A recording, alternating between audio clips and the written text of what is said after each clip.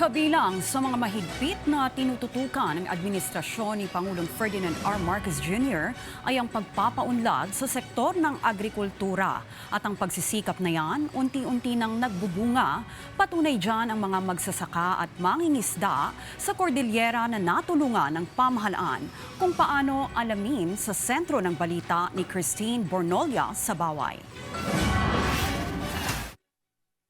Sa ika-4 na State of the Nation address ni Pangulong Ferdinand R. Marcos Jr. noong nakaraang taon, ipinagmalaki niya ang mga nagawa ng kanyang administrasyon sa sektor ng agrikultura. Isa rito ang pagtatatag ng karagdagang irigasyon para sa mga magsasaka.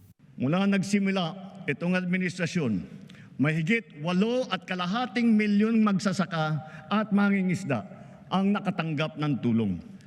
Lalo pa natin paiigtingin ang mga programa ng pamahalaan para mas marami pa ang matutulungan. Tiniyak niya ang pagpapalawak ng mga patubig sa mga sakahan sa bansa. Ayon sa Pangulo, bahagi ito ng mga hakbangin upang palakasin ang sektor ng agrikultura.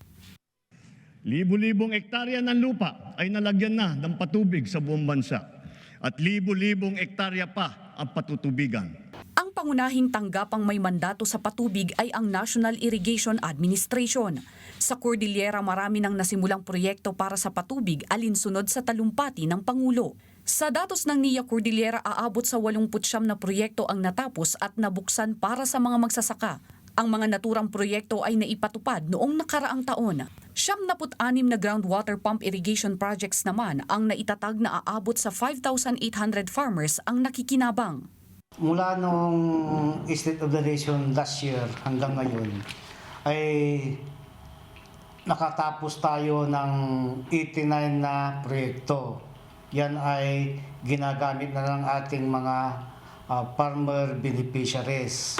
Nakapag-generate tayo ng bagong area na 515 hectares at nakapagpatubig din tayo doon sa mga hindi na patubigan noon. Ngayong taon, inaasahan ang mahigit 200 irrigation projects. Sa naturang bilang, 76 ang bagong irigasyon, 51 para sa repair ng irigasyon, habang 72 naman ang rehabilitasyon. Dahil kailangan pa ang karagdagang irigasyon ngunit limitado lamang ang pondo ng tanggapan, umaasa sila sa paparating na State of the Nation address ng Pangulo ay magkakaroon ng mga ito ng Quick Response Fund.